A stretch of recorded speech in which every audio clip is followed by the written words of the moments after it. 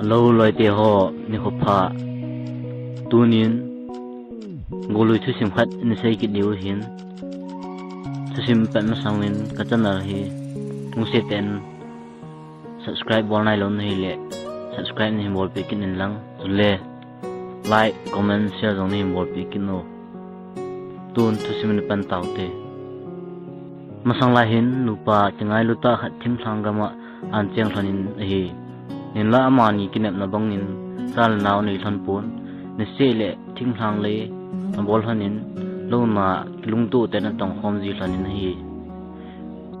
ni khat hi aji pa hadamin ahung dam mo tan hi le adam zo dina ki gyal ta pon aji ngai ta kom chun hi tin sei tai nang nu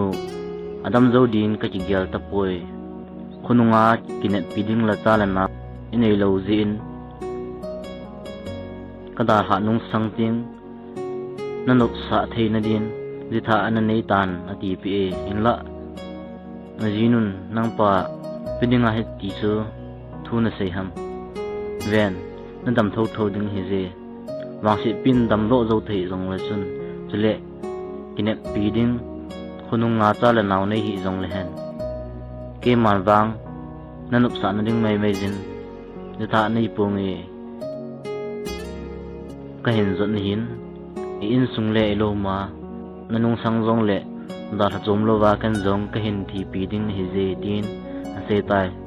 ni ti chun aji pan an na hin lal che che jeng tan hi le azonan nong thi tai aji nu chu mai thai so tan thi jong le ak tep na bangin jitha ne di lovin lo ma bolin hi ti chun ama ki hin so na din na atong jing tan hi ni khat hi nu pi nu jong a ki gel gel le en khuman dan le en chen dan ho chu along na war tan le naw ka nei lo na chi ka in ka ji pa thi kit ni tin along na te je jang tan a hi kinet na be hin khu hi ka thi le thi tang hi ki thi jong lang koi ma la e punading jong om pun kalung chunga min hi vel khat vel sa a ei puna a kap ding jong om poi atin in kam chunga akal to in kam chunga chun athal ngan alumin ha kan kap tan ai le pathin pan akana o chu hin zatan buphala oi pu chu hin kap le itunu pinu chu naw hin wap tan hi nupinu naw hin wap phanin ti za nan din tai kajipa la thina sotan asal tola ka kitang khapun ti dana ken naw ka wap the ta dem atin abang le ati zat pin bang le ki pa ki jin hi inla khumi ten head do diu na yele na tana dim ki jin in jong pot ngam lo zenin om ji tan hi iti chun phat hung chal chalin hi le naw hin ne tan inla amanu kinam na bang lovin acha chu gul he tan hi chu gul chu thalmin nei khat to hung ping thai na hi nabi nun jong acha chu ven aka pi pi jeng tai gul hi ji chun thading ati le la sahe zar gan the khen thu pia khen wa ma ka thisan na ka tai zo la ping ati ri teng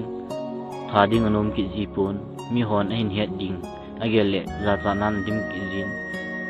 pihele icha tin hin ki wa tai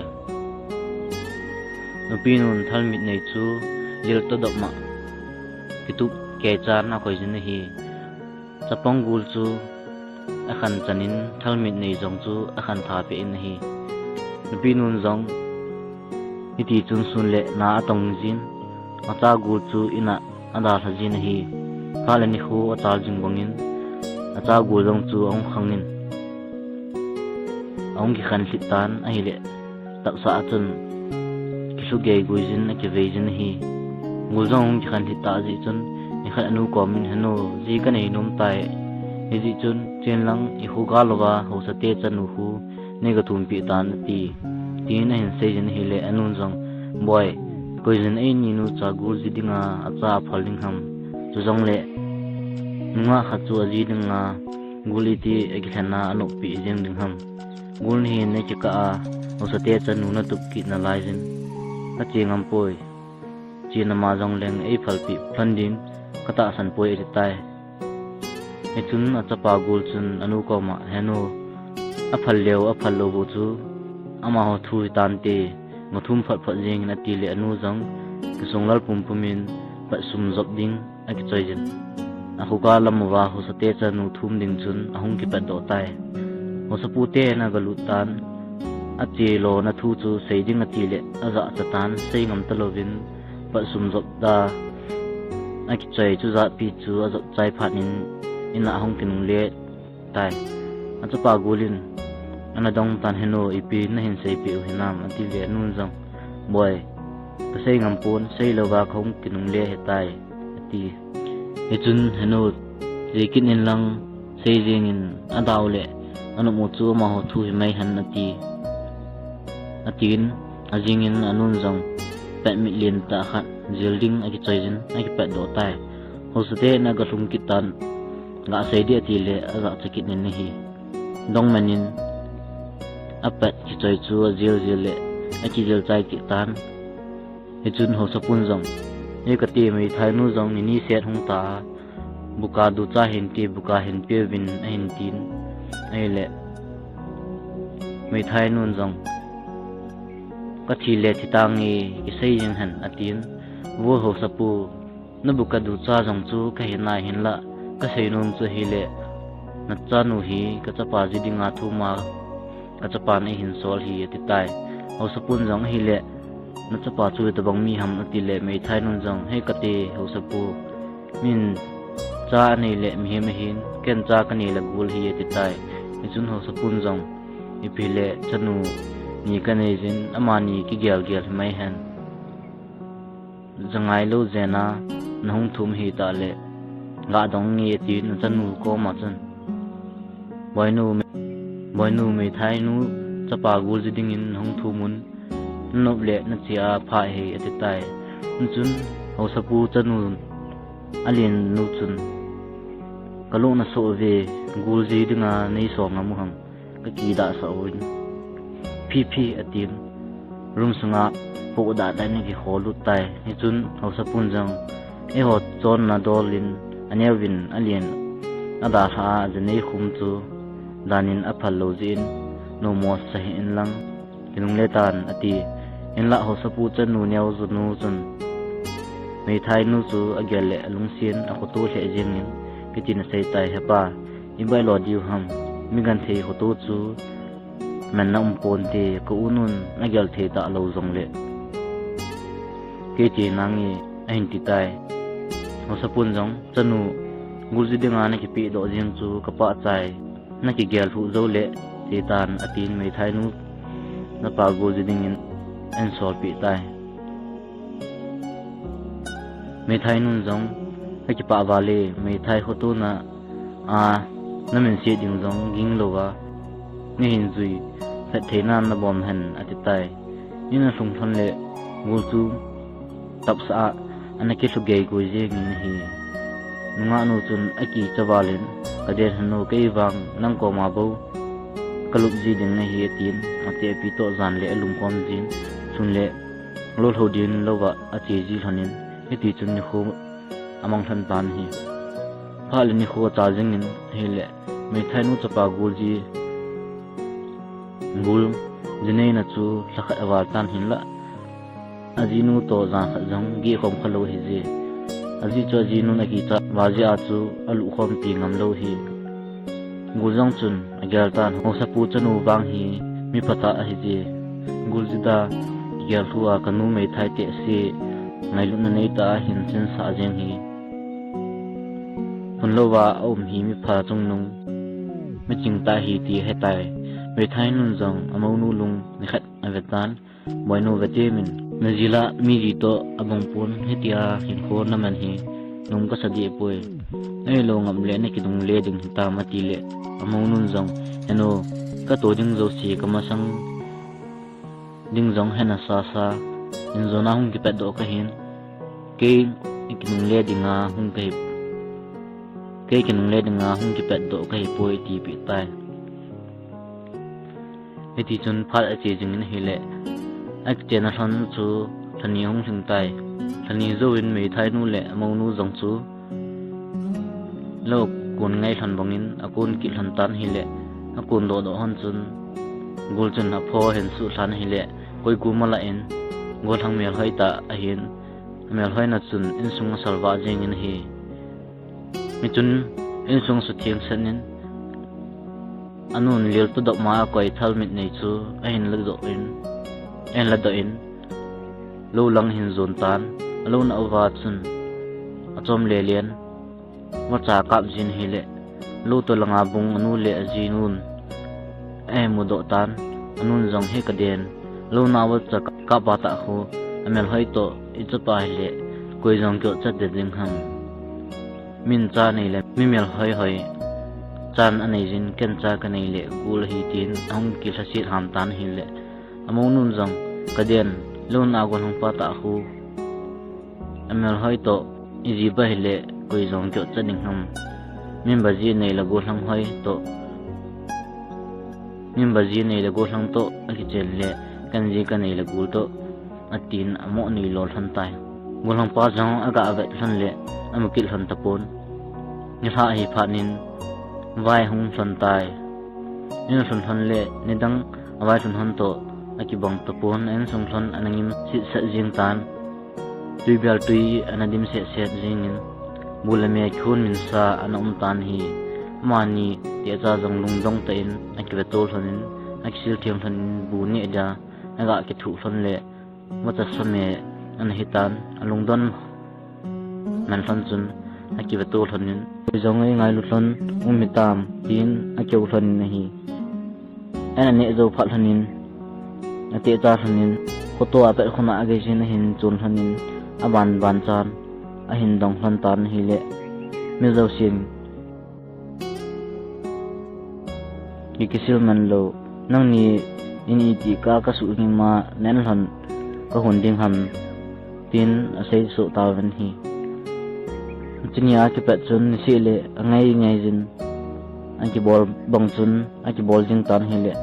amani te chan jong gel khat nei than tan hi ni khat lo akun than bangin akun kil thanin kumola atau thanin tuni wang knung le hetin eta engai lu than chu koi ai hian no ami ati thanin ong pinung le thanin kon ja pang thanin bang ka chun in sunga ve than tan hi le wo henu taw sa lum gul chun a phoin su than hi le mel hoi na chun in sung asal jengin khata ve than le lo na gulhang wa cha kap ji pa chun hi tai ajinu le nu jong ami thana a cheu tu thanin thakhat ta in asal hong than tan amonun tasal pa chu akonga manin matu cha dan tan anun gul pho bun chu miya hawam jing ngati le acha pan jong khongai jin chu thilo pi hi mang hanga ka thingin atin aga thin le chapang lam nga dim set ang do tan tun in sa in hanga ngathing kin in atin aga thin ki le bo cha a cha apudem dum jeng ki tai ichun hep tuk chanin lang lel sunga ga koi jin atin a sei bangin a koi taw ve anu le amo nu jong aga pha han lo be thel so hi ji in ki panan a lo dim jing than tai ni sa hong hitan hi le amo nu chun lukal amo nga la jing tan as kadian kai mu so e tin a sei non tan hi le ji pan jong nindanga lo na kun pe na bon imu so se khalowa tunin na bon tong lowa ina uma atile amonun jong seidi het momenin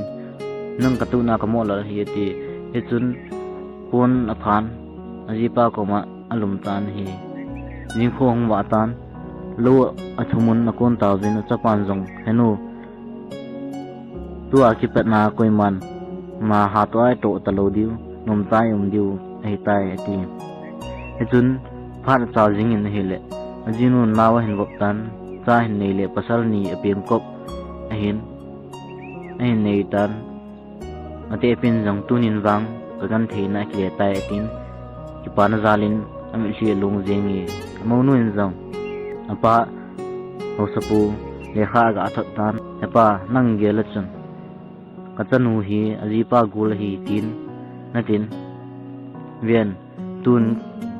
tin natin vian tun chapa ni jong kanei tan napuya khong diu hi ati pi tai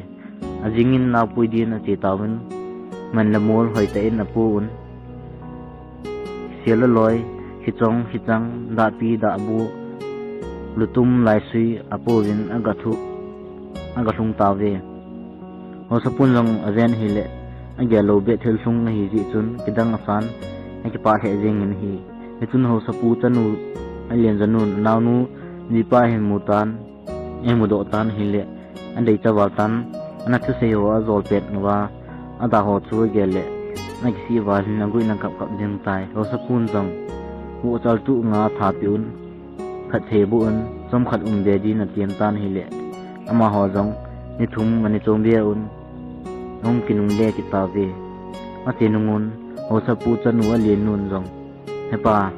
na sei ka ngai lo ji in awang se nu chu ka he tai tun ke ma ka kul ba tam koi man jong e zol e dei ampun ka ji ding mi hoi kanang nu bang banga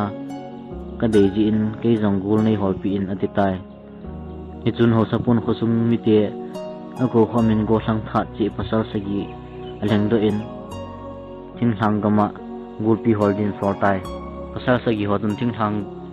gulpi len ta khat ai man ho sapu te in ong tha ta ve zani phanin ho sapu chanu chuto gulpi chu alu khom sa ta win hi le zanin achanu pa gulpin ele ji ti le apan jong na no ji he bowe ti pi tai ni khung wa phanin achanu agi tholo phan alu na ga wa leo gulpin achanu chu na wal thum tai chun gulpi chu than na sung kho leo achanu chu na thi tai sei ngai lo chin ho sapu chanu lin janun ngai ho chan lo tai sei ngai zalin anya janun mi pha mi hoi ki mun nom sa ta enin kho mongi nan thema sa ni khonunga nom nai hi ki thu sima ko ni mo do ve chu sim ki tai aban nga kin te